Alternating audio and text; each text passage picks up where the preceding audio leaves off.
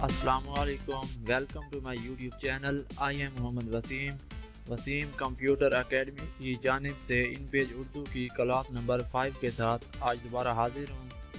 इंशाल्लाह आज की क्लास में मैं आपको टेक्स्ट एडिट रिबन के बारे में पढ़ाऊँगा। रिबन बार क्या होती है, उसमें क्या कुछ है, किस हिस्से को हम क्या कहते हैं, तो वो हम आज रिबन के बारे में पढ़ेंगे। तो इससे पहले मैं आपको बताता चलूँ कि अगर आपने अभी तक मेरे YouTube channel learn for earn को सब्सक्राइब नहीं किया तो प्लीज़ मेरे चैनल को सब्सक्राइब कर लें और साथ दिए गए बेल के आइकन पर भी लाजमी क्लिक करें ताकि इस कोर्स की आने वाली नेक्स्ट वीडियो भी आपको मिल सकें। तो स्टार्ट कर लेते हैं आज की क्लास। हम यहाँ पे इन पेज को ओपन कर लेते हैं। तो आज का जो हमारा टॉपिक है रिबन बार के बारे में, कि रिबन बार हमारी कौन सी होती है और इसमें क्या है। तो रिबन बार हमारी ये जो हमारा होता है, ये हमारी रिबन बार होती है, इसे हम रिबन बार कहते हैं। तो इस वक्त हम टेक्स्ट में काम कर रहे हैं तो ये इसलिए ये हमारी टेक्स्ट एडिट रिबन बार है। तो इसमें सबसे पहले जहाँ पे ये हमारा नॉर्मल लिखा हुआ आ रहा है, यहाँ पे आप देख सकते हैं नॉर्मल जहाँ पे लिखा हुआ आ रहा है। तो ये हमारा स्टाइल शीट्स है कि ये हमारी शीट का स्टाइल दिखाता है कि आपने अपनी शीट का स्टाइल कौन सा लिया हुआ है। तो यहाँ पे नॉर्मल लिखा हुआ है, इसका मतलब ये है कि हमने अपनी शीट का साइज नॉर्मल रखा हुआ है। उसके बाद आ जाती है अलाइनमेंट्स। ये हमारी टेक्स्ट अलाइनमेंट्स हैं, ये जो हैं ये हमारी टेक्स्ट की अलाइनमेंट्स कहलाती हैं। तो इसमें सबसे पहले यहाँ पे इस टेक्स्ट को मैं सिलेक्ट कर लेता हूँ। यहाँ पे सबसे पहले ये हमारे पास लेफ़्ट अलाइनमेंट है। जैसे हम इस पर क्लिक करते हैं तो आप देख सकते हैं जो हमारा टेक्स्ट है वो लेफ़्ट की तरफ आ गया है। और इसी तरह इसके बाद जो है वो राइट अलाइनमेंट है कि ये टेक्स्ट को राइट पे अलाइन करता है। और इसके बाद जो अगला कमांड हमारे पास आ जाती है वो है सेंटर की, कि अगर हम टेक्स्ट को सेंटर में लाना चाहते हैं, अगर कोई हमारी हेडिंग दी हुई है उसको हम सेंटर पे लाना चाहते हैं तो उसके लिए हम इस कमांड को सेंटरलाइज को यूज़ करते हैं। और उसके बाद जो हमारे ऑप्शन आ जाता है जस्टिफाई का, ये हमारे टेक्स्ट को जस्टिफाई करता है, हमारे पैराग्राफ को जस्टिफाई करता है। जस्टिफाई अब क्या होता है कि हमारा जो ये नीचे आप देख सकते हैं जो हमारा पैराग्राफ लिखा हुआ है, तो इसमें इस लेफ़्ट साइड से आप देख सकते हैं कोई वर्ड बैक पे है तो कोई वर्ड आगे की तरफ है, तो ये एक लाइन में तरतीब से जस्टिफाई नहीं है। तो इनको जस्टिफाई करने के लिए हम इसका इस्तेमाल करते हैं। तो हम इस पैराग्राफ को यहाँ से सिलेक्ट करते हैं। तो जैसे हम जस्टिफाई पे क्लिक करते हैं तो अब आप देख सकते हैं कि हमारा जो वर्ड था, जो हमारा टेक्स्ट है, वो तमाम लाइनें उसकी बराबर हो चुकी हैं। अब ये हमारा टेक्स्ट जस्टिफाई हो चुका है। और उसके बाद जो कमांड आ जाती है वो है फुल जस्टिफाई, कि ये हमारे वर्ड को फुल जस्टिफाई करता है। बात करें कि जैसा ये मेरे पास लिखा हुआ है प्यारा वतन पाकिस्तान, ये सिर्फ सेंटर में लिखा हुआ है, सेंटरलाइज लिखा हुआ है। अब मैं इसको फुल जस्टिफाई करना चाहता हूँ, मैं चाहता हूँ कि ये पूरे पेज पे आ जाए, तो इसके लिए हम इसे फुल जस्टिफाई करेंगे। तो जैसे मैं फुल जस्टिफाई पे क्लिक करता हूँ तो अब आप देख सकते हैं कि जो हमारा टेक्स्ट था, जो हमारा वर्ड था, वो पूरे पेज पे जस्टिफाई हो गया है, फुल जस्टिफाई हो गया है। तो जस्टिफाई इन कमांड्स को, अलाइनमेंट्स को आप कैसे अप्लाई कर सकते हैं? इन कमांड को आप अप्लाई इसलिए तब कर सकते हैं जब आप किसी टेक्स्ट को सिलेक्ट करेंगे। जब तक आप किसी टेक्स्ट को सिलेक्ट नहीं करते तो आप उस पर अलाइनमेंट्स अप्लाई नहीं कर सकते। तो उसके बाद हमारे पास आ जाती है यहाँ पे ये जहाँ पे ऑटो लिखा हुआ है, जहाँ पे आप देख रहे हैं जहाँ पे ऑटो लिखा हुआ है, तो ये हमारी लाइन लीडिंग है, इसे हम लाइन लीडिंग कहते हैं। अब लाइन लीडिंग क्या होती है कि यहाँ पे जो फ़र्ज़ किया, मैं इस लाइन को सिलेक्ट कर लेता हूँ। इस लाइन को हम यहाँ से सिलेक्ट कर लेते हैं। ये लाइन लीडिंग का मतलब होता है कि जो हमारा टेक्स्ट है इसके अपर साइड से ये थोड़ा खुद अपनी जो इसकी स्पेस है, ये इसकी अपनी स्पेस को ऊपर से थोड़ा ज़्यादा कर लेगा।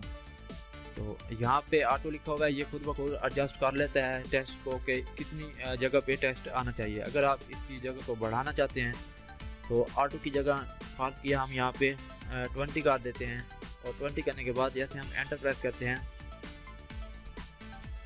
तो ये हमारा टेक्स्ट थोड़ा कम हो गया है, क्योंकि ये हमने इसकी साइज़ कम दिया है, पीटी कम दिया है। अगर हम इसी तरह यहाँ पे 15 कर दें तो जैसे हम एंटर प्रेस करते हैं तो ये आप देख सकते हैं कि जो हमारा लाइन थी, जो हमारा वर्ड था, उसने ऊपर से अपनी जो स्पेस थी उसको बढ़ा लिया है। तो इसी तरह अगर हम यहाँ पे 17 कर दें तो जैसे एंटर करते हैं तो आप ये देख सकते हैं कि इसका जो ऊपर वाला हिस्सा था, ऊपर वाली स्पेस थी, वो भी और भी ज़्यादा हो गई है। तो ये आप देख सकते हैं कि इसने स्पेस ज़्यादा कर दी है साथ में।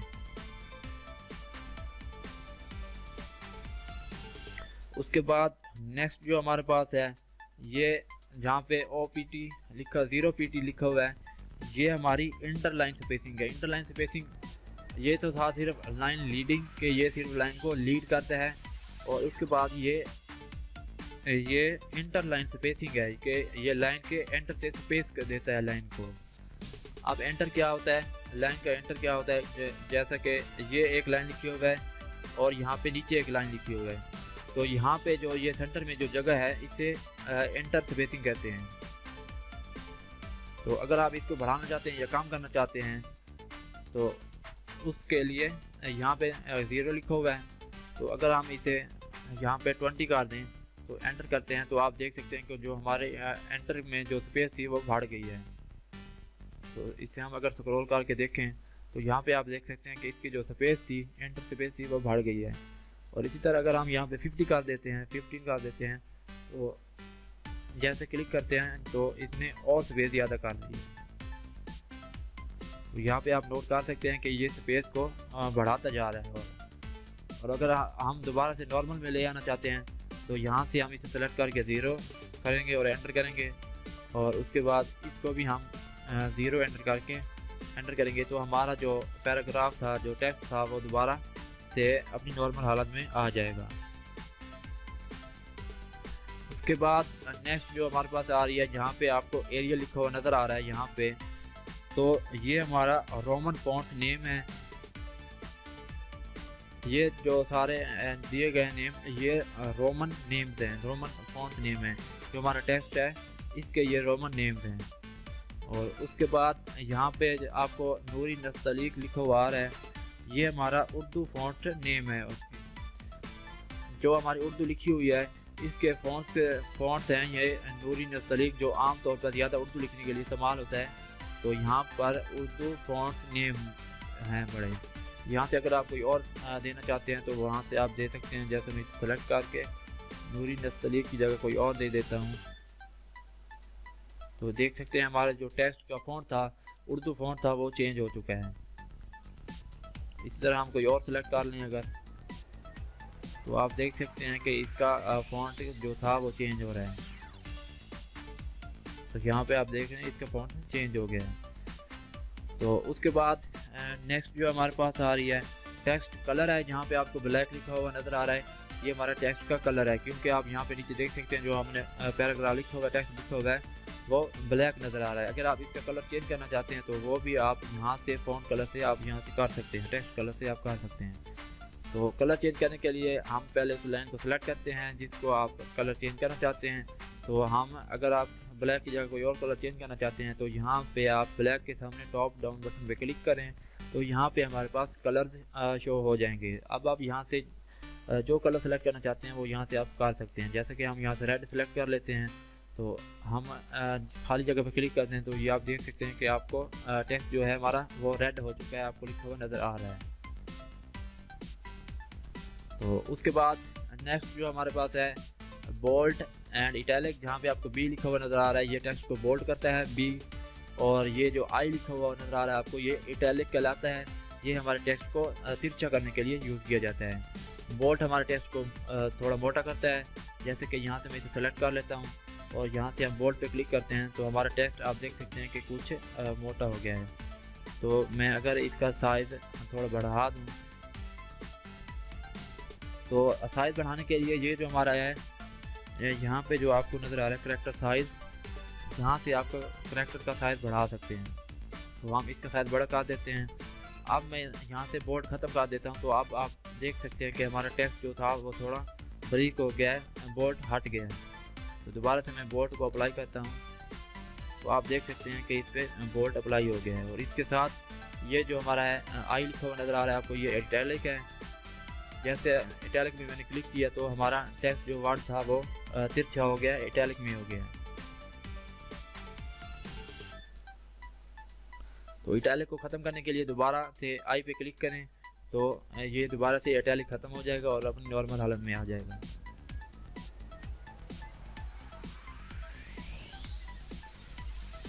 उसके बाद नेक्स्ट जो हमारे पास ये हैं, ये जो आपको एरो के निशान नज़र आ रहे हैं, ये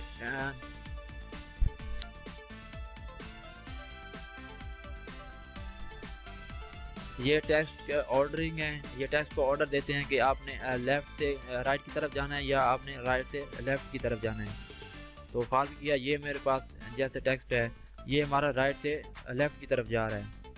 तो अगर हम इसको यहाँ से राइट से लेफ़्ट की तरफ कर दें, तो आप देख सकते हैं हमारा टेक्स्ट जो था वो राइट की तरफ आ गया, आप लेफ़्ट की तरफ ये जाना शुरू हो गया है। तो जैसे मैं यहाँ पे कुछ टाइप करता हूँ तो ये हमारा टेक्स्ट लेफ़्ट की तरफ राइट की तरफ जा रहा है। और अगर मैं चाहता हूँ कि ये राइट से लेफ़्ट की तरफ जाए, तो आपने इससे एरो पे क्लिक करना है राइट वाले पे। तो अब आप जो भी टेक्स्ट लिखेंगे ये राइट से लेफ़्ट की तरफ जाएगा।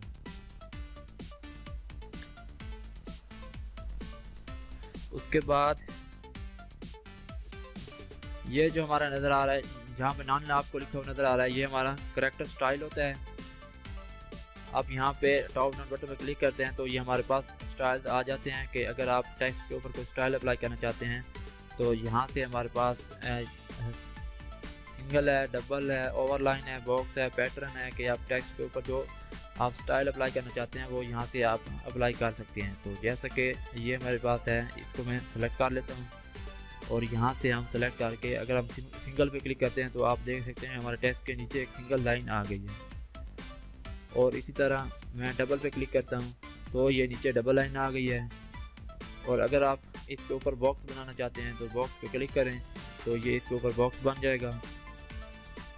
और अगर आप कोई पैटर्न लगाना चाहते हैं तो पैटर्न पे क्लिक करें तो इस पर एक पैटर्न अप्लाई हो जाएगा। तो उसके बाद नेक्स्ट जो हमारे पास कमांड अवेलेबल है वो है करैक्टर स्पेसिंग है कि अगर आप करैक्टर के दरमियान स्पेस ज़्यादा करना चाहते हैं या कम करना चाहते हैं तो इस कमांड के ज़रिए आप करैक्टर के दरमियान स्पेस को बढ़ा सकते हैं। तो वो आप कैसे कर सकते हैं, पास किया मैं इस लाइन को सिलेक्ट कर लेता हूँ। तो इन करैक्टर्स के दरमियान में स्पेस को बढ़ाना चाहता हूँ तो यहाँ पे हमारे पास 0% है। तो अगर मैं यहाँ पे 15 कर दूँ तो यहाँ पे आप देख सकते हैं जो हमारे करैक्टर्स थे, इन करैक्टर्स के दरमियान जो स्पेस थी वो बढ़ गई है।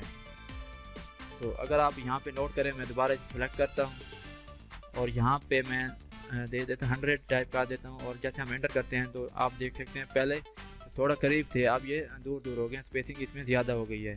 तो ये करैक्टर जो थे अलग अलग हो गए हैं। और अगर आप दोबारा से इसे एडजस्ट करना चाहते हैं तो ये जो आपको कमांड फर्स्ट कमांड जो शो हो रही है आपको करैक्टर स्पेसिंग की, यहाँ से आपने इसे सेलेक्ट करना है और सेलेक्ट करने के बाद आपने यहाँ पे 0 साइज दे देना है जो इसका नॉर्मल साइज है। तो 0 एंटर करने के बाद आपने कीबोर्ड से एंटर प्रेस करना है। तो अब जो हमारा टेक्स्ट है वो अपनी नॉर्मल हालत में आ जाएगा जैसे पहले करैक्टर्स हमारे थे। तो इस तरह से आप करैक्टर्स के दरमियान स्पेसिंग को बढ़ा सकते हैं। तो उसके बाद नेक्स्ट जो हमारे पास ऑप्शन है कमांड है वो है करैक्टर स्केलिंग की, कि अगर आप करैक्टर के स्केल को बढ़ाना चाहते हैं, उसे अगर आप लंबा करना चाहते हैं या छोटा करना चाहते हैं तो उसके लिए आप इस कमांड को यूज़ कर सकते हैं करैक्टर स्केलिंग को। तो फर्स्ट किया मैं इसे सेलेक्ट कर लेता हूँ। अब मैं इसका स्केल ज़्यादा करना चाहता हूँ तो यहाँ पे जो हमारा बाय डिफ़ॉल्ट साइज़ होता है, इसको नॉर्मल साइज़ होता है, वो होता है 100%। तो अगर मैं इसे सेलेक्ट करके यहाँ पे 150 कर दूँ तो एंटर प्रेस करते हैं तो ये आप देख सकते हैं जो हमारा करैक्टर था तो उसकी जो स्केलिंग थी वो बढ़ गई है। और इसी तरह अगर मैं इसे सेलेक्ट करने के बाद 200 कर दूँ तो ये आप देख सकते हैं और उससे पहले भी जो पहले इसकी स्केलिंग थी उससे भी और ज़्यादा हो गई है इसकी स्केलिंग। और अगर मैं इसकी स्केलिंग को कम कर देता हूँ तो यहाँ पे मैं 15 कर देता हूँ। जैसे हम एंटर प्रेस करते हैं तो आप देख सकते हैं जो हमारा टेक्स्ट था, करैक्टर था, वो बिल्कुल ही साथ मिल गया है इसका स्केल, क्योंकि इसका स्केल कम हो गया है। तो इस तरह से अगर आप इसका स्केल को बढ़ाना चाहते हैं या स्केल को कम करना चाहते हैं करैक्टर्स के स्केल को, तो इन दो कमांड्स की मदद से, इन दो ऑप्शन की मदद से आप स्केल को कम ज़्यादा कर सकते हैं। उसके बाद नेक्स्ट जो हमारे पास ऑप्शन आ रहा है, कमांड आ रही है, वो है हमारी टैब इंडेंट सेटिंग है। तो जैसे इस पर हम क्लिक करते हैं तो ये हमारे पास एक और रिबन बार शो हो जाती है। तो इस रिबन बार को मैं इंशाल्लाह नेक्स्ट वीडियो में बयान करूँगा, क्योंकि ये अगर मैं इसी में आपको ये समझा दूँ तो हमारा जो आज की क्लास है, वीडियो है, वो थोड़ी लंबी हो जाएगी। तो इसलिए मैं आपका टाइम वेस्ट नहीं करना चाहता। तो इंशाल्लाह नेक्स्ट वीडियो में हम इस टैब एंड इंडेंट सेटिंग को पढ़ेंगे। तो अगर आपको वीडियो अच्छी लगी हो तो प्लीज़ वीडियो को लाइक करें, दोस्तों के साथ शेयर करें और मेरे चैनल को सब्सक्राइब करना ना भूलें, ताकि आप इस कोर्स की नेक्स्ट क्लासेस को भी देख सकें। तो मिलते हैं किसी नेक्स्ट क्लास में, तब तक के लिए अल्लाह हाफिज़। वीडियो देखने का शुक्रिया।